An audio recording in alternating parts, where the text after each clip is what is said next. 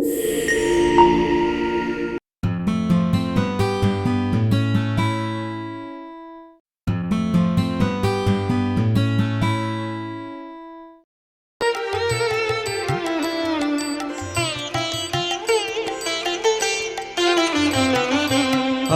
হাতে তালি দিয়ে বলো রামকৃষ্ণ নাম, রামকৃষ্ণ রামকৃষ্ণ একাধারে কৃষ্ণ রাম।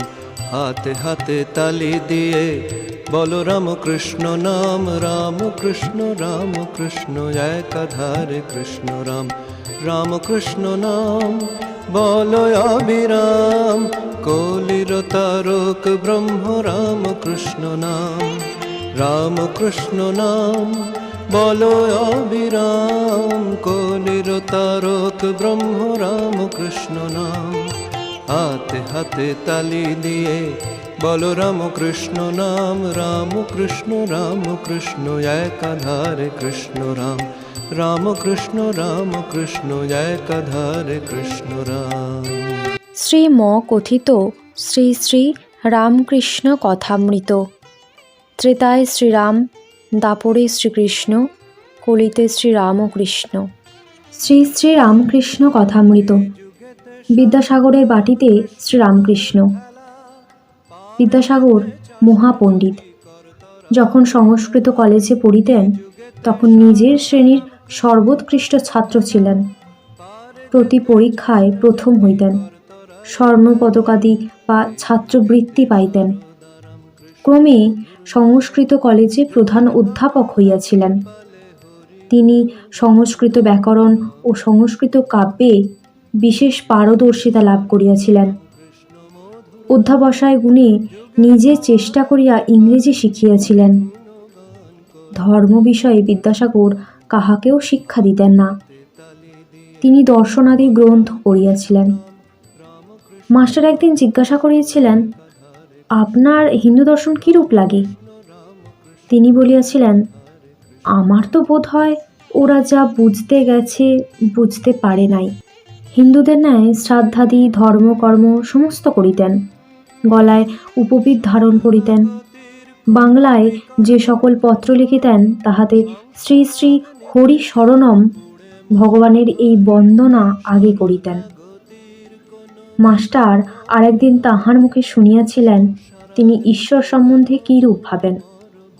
বিদ্যাসাগর বলিয়াছিলেন, তাকে তো জানবার জো নাই, এখন কর্তব্য কি? আমার মতে কর্তব্য আমাদের নিজের এরূপ হওয়া উচিত যে সকলে যদি সেরূপ হয় পৃথিবী স্বর্গ হয়ে পড়বে। প্রত্যেকের চেষ্টা করা উচিত যাতে জগতের মঙ্গল হয়। বিদ্যা অবিদ্যার কথা হইতে হইতে ঠাকুর ব্রহ্মজ্ঞানের কথা কহিতেছেন। বিদ্যাসাগর মহাপণ্ডিত। স্বরদর্শন পাঠ করিয়া দেখিয়াছেন বুঝি ঈশ্বরের বিষয় কিছুই জানা যায় না। ঠাকুর শ্রীরামকৃষ্ণ বললেন, ব্রহ্ম বিদ্যা অবিদ্যার পার, তিনি মায়াতীত। এই জগতে বিদ্যা মায়া অবিদ্যা মায়া দুই আছে। জ্ঞান ভক্তি আছে, আবার কামিনী কাঞ্চনও আছে, সৎও আছে অসৎও আছে, ভালোও আছে মন্দও আছে, কিন্তু ব্রহ্ম নির্লিপ্ত। ভালো মন্দ জীবের পক্ষে, সৎ অসৎ জীবের পক্ষে, তাঁর ওতে কিছু হয় না।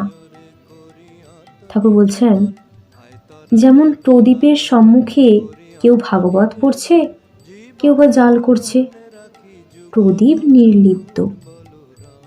সূর্য শিষ্টের উপরও আলো দিচ্ছে, আবার দুষ্টের উপরেও দিচ্ছে। যদি বলো দুঃখ পাপ অশান্তি এ সকল তবে কি?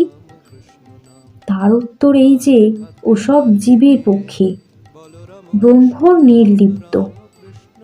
সাপের ভিতর বিষ আছে, অন্যকে কামড়ালে মরে যায়, সাপের কিন্তু কিছু হয় না।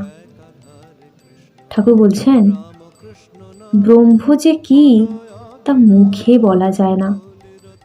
সব জিনিস উচ্ছিষ্ট হয়ে গেছে, বেদ পুরাণ তন্ত্র স্বরদর্শন সব এঁটো হয়ে গেছে। মুখে পড়া হয়েছে, মুখে উচ্চারণ হয়েছে, তাই এঁটো হয়েছে। কিন্তু একটি জিনিস কেবল উচ্ছিষ্ট হয় নাই, সেই জিনিসটি ব্রহ্ম। ব্রহ্ম যে কি আজ পর্যন্ত কেহ মুখে বলতে পারে নাই। বিদ্যাসাগর বন্ধুদের প্রতি বললেন, বাহ, এটি তো বেশ কথা, আজ একটি নতুন কথা শিখলাম, ব্রহ্ম উচ্ছিষ্ট হন নাই। ঠাকুর শ্রীরামকৃষ্ণ বললেন, এক বাপের দুটি ছেলে। ব্রহ্মবিদ্যা শিখবার জন্য ছেলে দুটিকে বাপ আচার্যের হাতে দিলেন। কয়েক বৎসর পরে তারা গুরুগৃহ থেকে ফিরে এলো, এসে বাপকে প্রণাম করলে। বাপের ইচ্ছা দেখেন এদের ব্রহ্মজ্ঞান কিরূপ হয়েছে। বড় ছেলেকে জিজ্ঞাসা করলেন বাপ, তুমি তো সব পড়েছ, ব্রহ্ম কিরূপ বলো দেখি। বড় ছেলেটি বেদ থেকে নানা শ্লোক বলে ব্রহ্মের স্বরূপ বোঝাতে লাগলো। বাপ চুপ করে রইলেন। যখন ছোট ছেলেকে জিজ্ঞাসা করলেন, সে হেঁট মুখে চুপ করে রইল, মুখে কোনো কথা নাই। বাপ তখন প্রসন্ন হয়ে ছোট ছেলেকে বললেন, বাপু, তুমি একটু বুঝেছ, ব্রহ্ম যে কি তা মুখে বলা যায় না। মানুষ মনে করে আমরা তাকে জেনে ফেলেছি। একটা পিঁপড়ে চিনির পাহাড়ে গেছিল, এক দানা খেয়ে পেট ভরে গেল, আর এক দানা মুখে করে বাসায় যেতে লাগলো। যাবার সময় ভাবছে, এবার এসে সব পাহাড়টি লয়ে যাব। ক্ষুদ্র জীবেরা এই সব মনে করে, জানে না ব্রহ্ম বাক্য মনের অতীত। যে যতই বড় হোক না কেন, তাকে কি জানবে। সুখদেবাদি না হয় ডেও পিঁপড়ে, চিনির 8-10টা দানা না হয় মুখে করুক। ঠাকুর বলছেন, তবে বেদ পুরাণে যা বলেছে সে কি রকম বলা জানো? একজন সাগর দেখে এলে কেউ যদি জিজ্ঞাসা করে কেমন দেখলে, সে লোক মুখ হাঁ করে বলে, ও কি দেখলুম, কি হিল্লোল কল্লোল। ব্রহ্মের কথাও সেই রকম। বেদে আছে তিনি আনন্দ স্বরূপ, সচ্চিদানন্দ। সুখদেবাদি এই ব্রহ্মসাগর তটে দাঁড়িয়ে দর্শন স্পর্শন করেছিলেন। একমত আছে তারা এ সাগরে নামেন নাই, এ সাগরে নামলে আর ফিরবার জো নাই। সমাধিস্থ হলে ব্রহ্মজ্ঞান হয়, ব্রহ্ম দর্শন হয়। সে অবস্থায় বিচার একেবারে বন্ধ হয়ে যায়, মানুষ চুপ হয়ে যায়। ব্রহ্ম কি বস্তু মুখে বলবার শক্তি থাকে না। লুনের ছবি সমুদ্র মাপতে গিয়েছিল, কত গভীর জল তাই খবর দেবে। খবর দেওয়া আর হলো না, যাই নামা অমনি গলে যাওয়া, কি আর খবর দেবে। একজন প্রশ্ন করিলেন, সমাধিস্থ ব্যক্তি যাহার ব্রহ্ম জ্ঞান হয়েছে, তিনি কি আর কথা কন না? শ্রীরামকৃষ্ণ বিদ্যাসাগরাদির প্রতি বললেন, শঙ্করাচার্য লোকশিক্ষার জন্য বিদ্যার আমির ছিলেন। ব্রহ্ম দর্শন হলে মানুষ চুপ হয়ে যায়। যতক্ষণ না দর্শন থাকে না, ততক্ষণই বিচার। ঘি কাঁচা যতক্ষণ থাকে ততক্ষণই কলকলানি, পাকা ঘির কোনো শব্দ থাকে না। কিন্তু যখন পাকা ঘিয়ে আবার কাঁচা লুচি পড়ে, তখন আবার একবার ছ্যাঁক কলকল করে। যখন কাঁচা লুচিকে পাকা করে তখন আবার চুপ হয়ে যায়। তেমনি সমাধিস্থ পুরুষ লোক শিক্ষা দেবার জন্য আবার নেমে আসে, আবার কথা কয়। যতক্ষণ মৌমাছি ফুলে না বসে ততক্ষণ ভনভন করে, ফুলে বসে মধুপান আরম্ভ করলে চুপ হয়ে যায়। মধুপান করবার পর মাতাল হয়ে আবার কখনো কখনো গুনগুন শব্দ করে। পুকুরে কলসিতে জল ভরবার সময় ভক ভক শব্দ হয়, পূর্ণ হয়ে গেল আর শব্দ হয় না। তবে আর এক কলসিতে যদি ঢালাঢালি হয় তাহলে আবার শব্দ হয়। শ্রীরামকৃষ্ণ বলছেন, ঋষিদের ব্রহ্মজ্ঞান হয়েছিল। বিষয় বুদ্ধির লেশমাত্র থাকলে এই ব্রহ্মজ্ঞান হয় না। ঋষিরা কত খাটত, সকালবেলা আশ্রম থেকে চলে যেত, একলা সমস্ত দিন ধ্যান চিন্তা করত, রাত্রে আশ্রমে ফিরে এসে কিছু ফলমূল খেত। দেখা শোনা ছোঁয়া এসবের বিষয় থেকে মনকে আলাদা রাখত, তবে ব্রহ্মকে বোধ করত। কলিতে অন্নগত প্রাণ, দেহবুদ্ধি যায় না। এই অবস্থায় সোহং বলা ভালো নয়। সবই করা যাচ্ছে, আবার আমি ব্রহ্ম বলা ঠিক নয়। যারা বিষয় ত্যাগ করতে পারে না, যাদের আমি কোনো মতে যাচ্ছে না, তাদের আমি দাস, আমি ভক্ত, এই অভিমান ভালো। ভক্তিপথে থাকলেও তাকে পাওয়া যায়। জ্ঞানী নীতি নীতি করে বিষয় বুদ্ধি ত্যাগ করে তবে ব্রহ্মকে জানতে পারে। যেমন সিঁড়ির ধাপ ছাড়িয়ে ছাড়িয়ে ছাদে পৌঁছানো যায়, কিন্তু বিজ্ঞানী যিনি বিশেষ রূপে তার সঙ্গে আলাপ করেন, তিনি আরও কিছু দর্শন করেন। তিনি দেখেন ছাদ যে জিনিসে তৈয়ারি, সেই ইট চুন সুরকিতেই সিঁড়িও তৈরি। নীতি নীতি করে যাকে ব্রহ্ম বলে বোধ হয়েছে, তিনি জীব জগৎ হয়েছেন। বিজ্ঞানী দেখে যিনি নির্গুণ, তিনিই সগুণ। ছাদে অনেকক্ষণ লোক থাকতে পারে না, আবার নেমে আসে। যারা সমাধিস্থ ব্রহ্ম দর্শন করেছেন, তারাও নেমে এসে দেখেন যে জীব জগৎ তৈরি হয়েছে। ছাদে অনেকক্ষণ লোক থাকতে পারে না, আবার নেমে আসে। যারা সমাধিস্থ হয়ে ব্রহ্ম দর্শন করেছেন, তারাও নেমে এসে দেখেন যে জীব জগৎ তিনিই হয়েছেন। সা রে গা মা পা ধা নি, নিতে অনেকক্ষণ থাকা যায় না, আমি যায় না, তখন দেখে তিনি আমি, তিনি জীব জগৎ সব। এরই নাম বিজ্ঞান।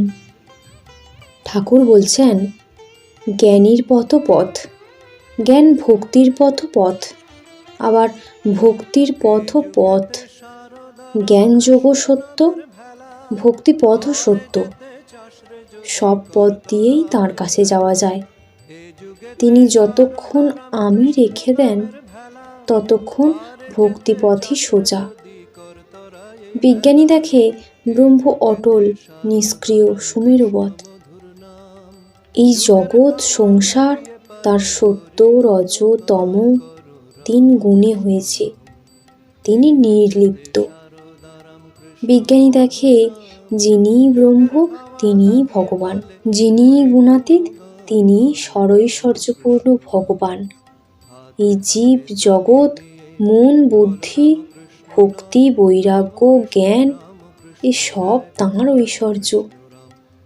যে বাবুর ঘর দাঁড় নাই, হয়তো বিকিয়ে গেল, সে বাবু কিসের বাবু? ঈশ্বর সরৈশ্বর্যপূর্ণ। সে ব্যক্তির যদি ঐশ্বর্য না থাকতো, তাহলে কে মানত? ঠাকুর বলছেন, দেখো না, এই জগৎ কি চমৎকার! কত রকম জিনিস, চন্দ্র, সূর্য, নক্ষত্র, কত রকম জীব, বড় ছোট, ভালো মন্দ, কারো বেশি শক্তি, কারো কম শক্তি। বিদ্যাসাগর বললেন, তিনি কি কারোকে বেশি শক্তি, কারোকে কম শক্তি দিয়েছেন? শ্রীরামকৃষ্ণ বললেন, তিনি বিভু রূপে সর্বভূতে আছেন, পিঁপড়েতে পর্যন্ত, কিন্তু শক্তি বিশেষ। তা না হলে একজন লোকে 10 জনকে হারিয়ে দেয়, আবার কেউ একজনের কাছ থেকে পালায়। আর তা না হলে তোমাকেই বা সবাই মানে কেন? তোমার কি 2 শিং বেরিয়েছে?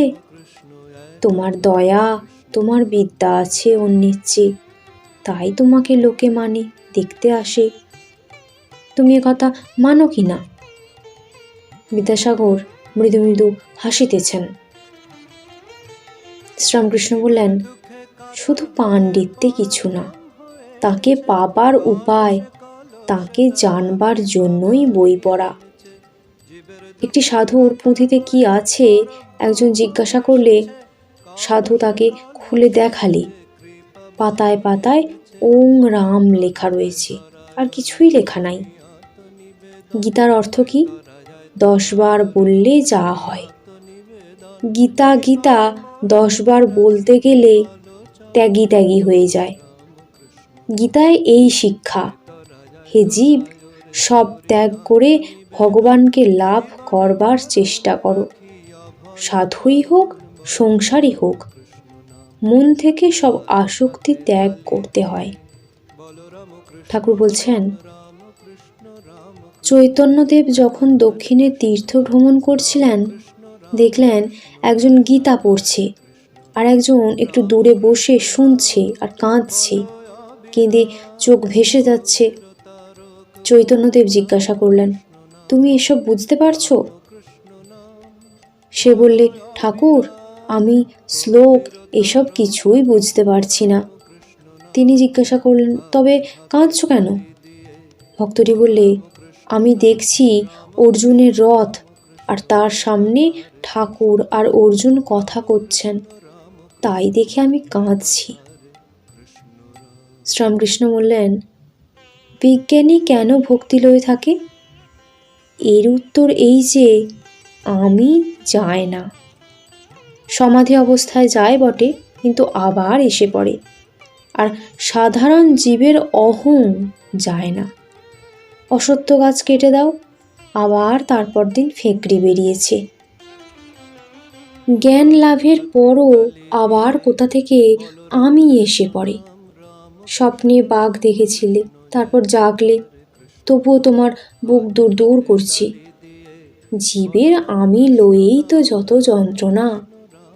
গরু হাম্বা হাম্বা মানে আমি করে, তাই তো অত যন্ত্রণা। লাগলে জোরে, রোদ বৃষ্টি গায়ের উপর দিয়ে যায়, আবার কষাইয়ে কাটে, চামড়ায় জুতো হয়, ঢোল হয়, তখন খুব পেটে। শেষে নাড়ি ভুঁড়ি থেকে তাঁত তৈয়ার হয়, সেই তাঁতে ধনুরির যন্ত্র হয়। তখন আর আমি বলে না, তখন বলে তু হু, অর্থাৎ তুমি তুমি। যখন তুমি তুমি বলে, তখন নিস্তার। হে ঈশ্বর, আমি দাস, তুমি প্রভু, আমি ছেলে, তুমি মা। ঠাকুর বলছেন, রাম জিজ্ঞাসা করলেন, হনুমান, তুমি আমায় কিভাবে দেখো? হনুমান বললে, রাম, যখন আমি বলে আমার বোধ থাকে, তখন দেখি তুমি পূর্ণ, আমি অংশ, তুমি প্রভু, আমি দাস। আর রাম, যখন তত্ত্বজ্ঞান হয়, তখন দেখি তুমিই আমি, আমি তুমি। ঠাকুর বলছেন, সেব্য সেবক ভাবি ভালো, আমি তো যাবার নয়, তবে থাক শালা দাস আমি হয়ে। আমি ও আমার এই দুইটি অজ্ঞান। আমার বাড়ি, আমার টাকা, আমার বিদ্যা, আমার এই সব ঐশ্বর্য, এই যে ভাব, এটি অজ্ঞান থেকে হয়। হে ঈশ্বর, তুমি কর্তা, আর এসব তোমার জিনিস। বাড়ি, পরিবার, ছেলেপুলে, লোকজন, বন্ধু বান্ধব, এসব তোমার জিনিস। এ ভাব জ্ঞান থেকে হয়। সংসার আগ্নিতে কেন পুড়ে মর ভাই, শরণাগতির কোনো বিকল্প যে নাই।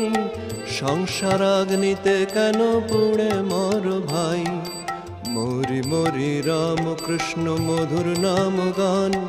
শারদা নামের সাথে করো সুধা পান, বলো রাম কৃষ্ণ নাম।